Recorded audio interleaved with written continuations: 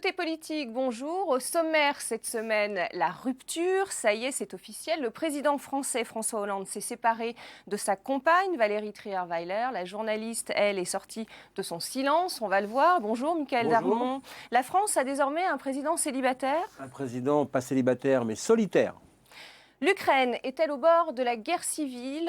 C'est en tout cas ce qu'affirme un président ukrainien. La place de l'indépendance à Kiev s'est transformée en véritable camp retranché. Des manifestants pro-européens s'organisent en milice. Bonjour Christian Mallard. Bonjour.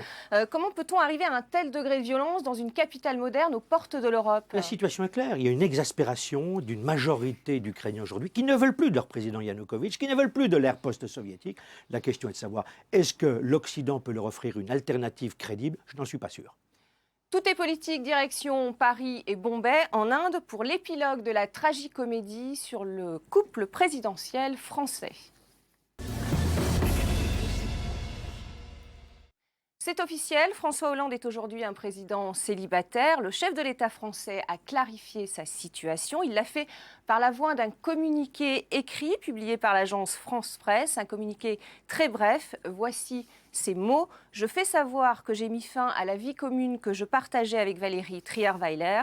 Michaël, qu'est-ce qui a été négocié dans cette rupture? D'abord, il a été négocié le fait qu'elle ne participe pas à ce communiqué, en tout cas ni à sa formulation, ni à sa rédaction, puisqu'elle a voulu justement, ensuite tel qu'elle a confié, Valérie Trierweiler, rester libre, et donc libre de ses propos. Donc on voit bien d'ailleurs qu'elle n'est pas avare depuis donc, cette séparation. On va y revenir.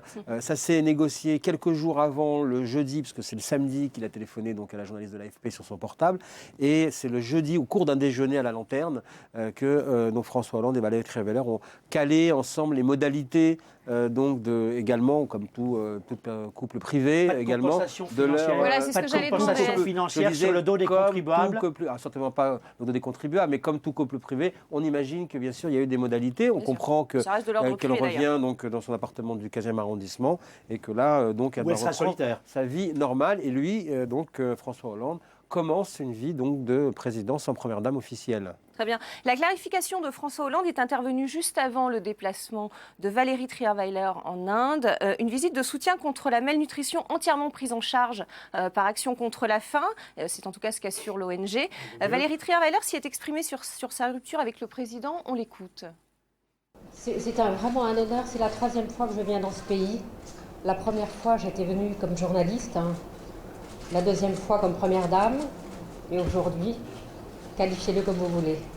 Mais je suis très heureuse d'être avec vous. Qualifiez-le comme vous voulez. Oui, qualifiez-vous comme vous voulez. Non, je dirais plutôt retour du sens de la formule. Et comme au fond, tout le monde, elle commence là, au fond, ses premiers pas de statut d'ex-première dame. C'est son nouveau mandat.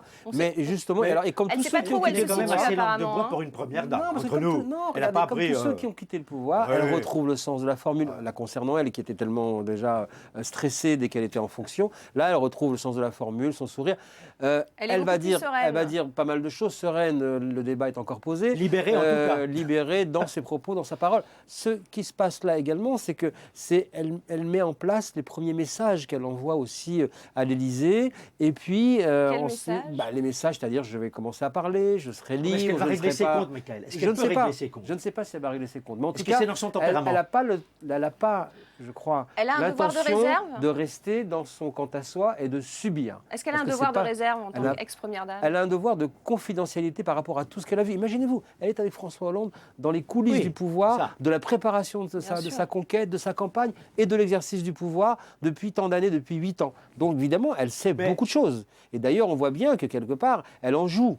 Est-ce que le président la tenait qu'elle veut rester sur la scène? Il l'a tenue au courant de tout. Moi, j'en suis pas si sûr. C'est pas dans son tempérament. On est certain qu'il y a au moins une chose dont il n'a pas tenu au courant, ce sont ses escapades rue du cirque. Alors, elle dit que c'est le pouvoir qui a cassé sa relation avec François Hollande. Qu'est-ce qu'il faut comprendre par là? C'est une phrase très intéressante. Franchement. Vraiment.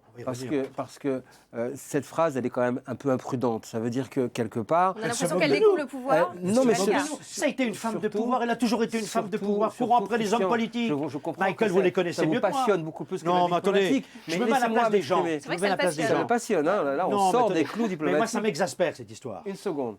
Dans cette phrase, qu'est-ce qu'elle sous-entendrait, au fond? C'est qu'elle regrette presque que François Hollande ait été élu, alors. Oui, parce que si jamais il était resté tel qu'il était en dehors du pouvoir, peut-être que donc leur relation eût perduré. Donc c'est ça la question qui est posée. On voit bien d'ailleurs qu'immédiatement après, elle n'a pas été contente. Bon, ça c'est la technique habituelle de Valérie Trierweiler. Dès qu'elle a dit quelque chose, elle regrette et surtout fustige les journalistes qui ont donné et diffusé l'information. On voit bien que là, c'est une phrase effectivement qui est politiquement assez lourde. Michael, je vous interromps. Elle a toujours été une femme de pouvoir. Elle n'est pas la seule. Il y a combien de femmes journalistes qui ont couru après les hommes politiques? Et je m'arrêterai là parce que je pourrais tomber. Qui connaissent bien les coulisses du pouvoir. Qui connaissent bien les coulisses du pouvoir. Donc aujourd'hui, elle dit que c'est le pouvoir qui l'a cassé, mais elle l'a cherché. Elle a cherché le pouvoir. Et là, c'est intéressant parce que ça me rappelle des propos d'autres personnes, de journalistes qui étaient passés également dans le monde du pouvoir. C'est ensuite de découvrir la violence. La force de la trahison, la force de tout ce au fond, de tout ce qu'on ne connaît pas, même lorsqu'on chronique le pouvoir depuis tant d'années. Et ça se demandait, alors elle qui disait « je sais faire puisque j'ai couvert la politique depuis tant d'années, je connais les ors de la République », et là maintenant elle dit « j'ai détesté ça et j'ai trouvé ça extrêmement violent, la trahison est incroyable, un traître vaut plus cher qu'un ami ». Bon, la première question c'est, au fond, qu'a-t-elle regardé pendant toutes ces années finalement? Parce que trahison et fidélité, c'est pas de la naïveté, elle n'est pas naïve. Parce que trahison et fidélité, mais elle n'est pas crédible dans ce qu'elle dit, moi je ne la crois pas un seul instant. Trahison et fidélité sont quand même les deux arguments structurants de la politique depuis, on va dire, même l'époque des Grecs. Donc ça, c'est la première des choses. Et puis finalement, au fond, on a la tentation de dire, puisque on est journaliste et nous, on y reste, le journalisme mène à tout, à condition d'y rester. C'est vrai. Il vaut mieux rester journaliste. Valérie Trierweiler redevient donc une personne comme les autres. Elle est toujours journaliste à Paris Match. Mais que va-t-elle faire maintenant? On lui a posé la question sur sa vision de l'avenir. Voici sa réponse. Je ne sais pas, vous savez, on a le temps, j'ai le temps. Il me reste quand même quelques années à vivre, donc je verrai ça petit à petit. Mais en tout cas, je l'envisage bien. Ne vous inquiétez pas pour moi. Merci. Michael, Valérie Trierweiler s'est dit favorable au maintien du statut de la Première Dame. Est-ce que ce n'est pas contradictoire, elle qui a voulu toujours rester journaliste finalement? Oui, parce que de toute façon, ce système français, par définition, est contradictoire, voire hypocrite. Au fond, la seule bonne nouvelle pour les Français et pour les contribuables français de cette affaire, c'est la décision qu'a prise François Hollande avec cette rupture. J'ai décidé de dissoudre le cabinet de la Première Dame. La fonction de Première Dame, cette espèce d'hypocrisie française, n'existera plus. Il y aura des économies, mais surtout, il y aura une clarification vis-à-vis de la vie privée. Ça veut dire qu'il n'y aura plus de cabinet? C'est terminé, les conseillers? Plus de collaborateurs, plus de secrétaires, plus de personnes positions. C'était une dizaine de personnes, 22 000 € par an. Certes, c'est par mois, pardon, c'est pas effectivement très important, mais symboliquement, ça veut dire que puisqu'on n'arrête pas de gloser en permanence sur le respect de la vie privée, à partir de ce moment-là, bien, la vie privée sera respectée. Qui se soucie du conjoint de Mme Merkel? Qui se soucie des conjoints des autres chefs d'État? Tout simplement, ils n'ont pas de fonction officielle. Donc, pour le coup, on clarifie. C'est le mot de l'époque. Quand j'entends Mme Trierweiler dire, quand on lui pose la question en Inde, qu'est-ce que je vais faire maintenant, alors que nous croyons savoir en effet qu'elle va réintégrer Paris Match, qu'elle est toujours journaliste, qu'elle demande un bureau à part, loin de la rédaction, qu'est-ce que ça veut dire? C'est ça le pouvoir? C'est peut-être ça les restes du pouvoir. Moi, d'après ce que je crois comprendre... Là, on est plus dans le pouvoir, pour le coup. Oui, mais enfin, elle se comporte comme une femme de pouvoir. Bon, là, pour le coup, si on est sur des manifestations de caprice journalistique, moi, je pense qu'il va y avoir elle rejoint une tribu assez importante. On va parler du chômage en France. Il y a plus de 3 300 000 chômeurs. Ce sont des chiffres records. François Hollande avait promis une inversion de la courbe. Eh bien, on va le voir, ce n'est pas le cas. On écoute le président français. Stabiliser, c'est ce que nous avons réussi, ne suffit pas. Et le sens, l'esprit du pacte de responsabilité, c'est justement de permettre qu'il y ait une mobilisation. Michael, encore une promesse non tenue? Oui, puis alors là, il y a beaucoup de choses à dire parce que là, on voit bien que pendant les travaux, la politique continue. Et là, avec cette déclaration qui est faite en Turquie, premièrement, François Hollande, d'abord, passe de l'engagement personnel, du pari personnel qu'il portait lui-même, Paris perdu, on va y revenir, à maintenant l'opération plus collective, le pacte de responsabilité. Donc maintenant, ça nous engage à tous.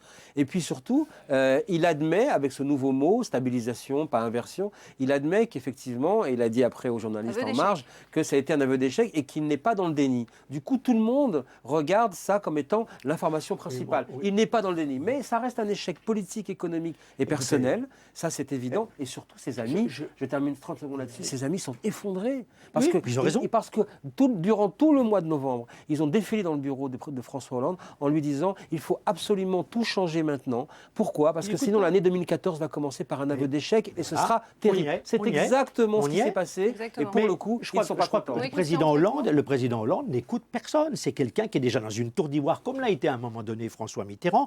Et moi, je vais être très dur aujourd'hui en tant qu'observateur, même si je ne suis pas spécialiste. Ça ne me ressemble pas, tiens. Si. Je ne suis pas spécialiste de politique intérieure, mais je pense qu'au moment où on parle de la crise des hôpitaux, où il y a des problèmes d'anesthésistes, je pense que le plus grand anesthésiste de France se trouve à l'Élysée. Et il ne faut pas que les Français soient endormis, parce que le réveil va être encore de plus en plus dur. Moi, je vous le dis comme je le pense. Bon, Alors, on va pas en célibataire, mais venir- solitaire. Voilà, on va en venir à présent à l'autre actualité de la semaine.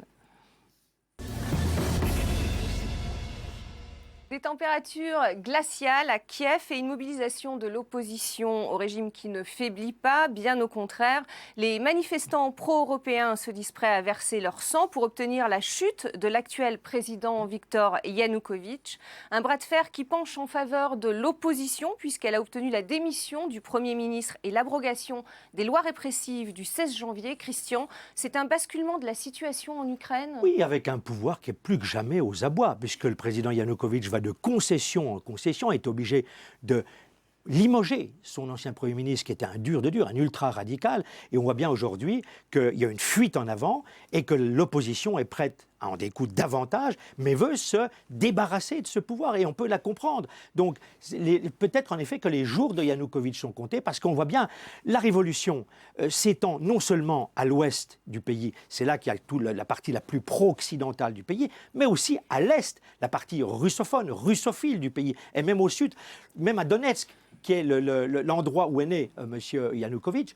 Donc, c'est de plus en plus un problème au quotidien pour le président. Il a l'air d'en perdre la santé, puisqu'on le dit maintenant officiellement hospitalisé pour une grave insuffisance respiratoire. Il est en congé de maladie. Vieille technique de l'ère soviétique. Et aujourd'hui, il est même abandonné. Le problème pour lui, c'est de savoir si les oligarques qui sont autour de lui et qui ont peur de perdre tous leurs privilèges et les députés vont continuer à le soutenir. D'autant que Vladimir Poutine, l'âge du lest, apparemment, il a dit ne plus s'ingérer dans les affaires de ses anciennes républiques. Poutine, lâché du lest, de ne plus s'ingérer. Poutine veut qu'on ne touche pas à son arrière-cour, et l'Ukraine en premier fait partie de son arrière-cour, comme la Géorgie. Donc peut-être que Poutine, pour l'instant, accepte une pause. C'est l'effet Sochi, des Jeux Olympiques qui ont lieu dans 9 jours. Donc je pense que Poutine, pour l'instant, a d'autres préoccupations, mais il ne va pas lâcher du lest comme ça. Très bien. Tout est politique en bref, les images de la semaine.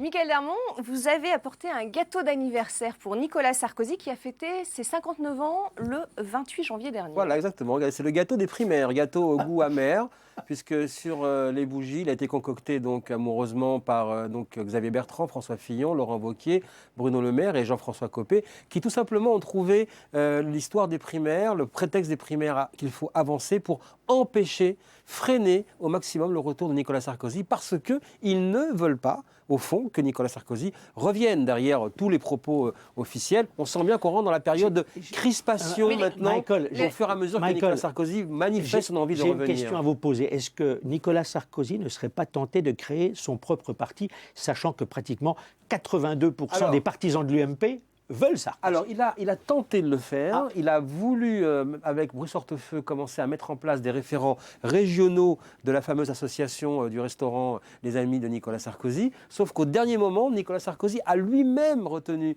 Brice Hortefeux de le faire, pour ne pas donner le sentiment qu'il créait un courant de la droite. Vous savez, il dit toujours, depuis des années, moi, je ne suis pas en train de viser la chapelle, je veux la cathédrale. Et donc, du coup, il a dit, attention, pas question de faire un courant. Et il a surtout compris, parce qu'il a demandé à un proche de s'en occuper, que la bataille des primaires est lancée et qu'il va falloir tout faire pour la repousser, en tout cas pour repousser cette éventualité des primaires. Bref, mais la droite... c'est inscrit dans les statuts de l'UMP, est-ce que c'est incontournable, non? Justement, mais ça serait plus sain, les primaires. D'abord, ce ne serait pas la première fois qu'à l'UMP on tendrait les statuts. Ça, oui. On sait très bien qu'il n'y a rien de moins démocratique qu'un parti politique. On en fait ce qu'on en veut, premièrement. Et deuxièmement, on voit bien que la droite est effectivement en ordre de bataille, mais entre elle-même.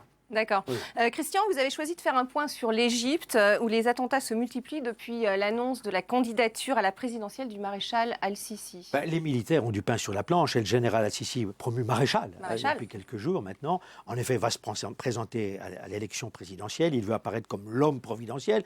Alors, il faut quand même qu'il aille très vite parce qu'il faut qu'il y ait des élections. Alors, vous avez vu que c'était prévu en 6 mois, dans 6 mois. Maintenant, c'est 3 mois. Ils ont inversé. Et je pense que c'est nécessaire parce qu'il faut que les militaires aujourd'hui ne déçoivent pas le peuple qui s'est retourné contre les frères musulmans et pour les militaires, parce que ça serait assez catastrophique. Je pense que les militaires peuvent assurer la stabilité, mais c'est vrai que pour l'instant, la situation est encore instable. Et nous avons une dernière information à transmettre, finalement, une spéciale dédicace. Spéciale dédicace à Marie. Marie A été formidable. Marie Cartier a été formidable. Et on l'a beaucoup appréciée. On va la retrouver sur le terrain. On va la retrouver sur i24 News, avec grand plaisir, parce que c'est une vraie professionnelle aussi. Christian, pour Merci, Marie. messieurs.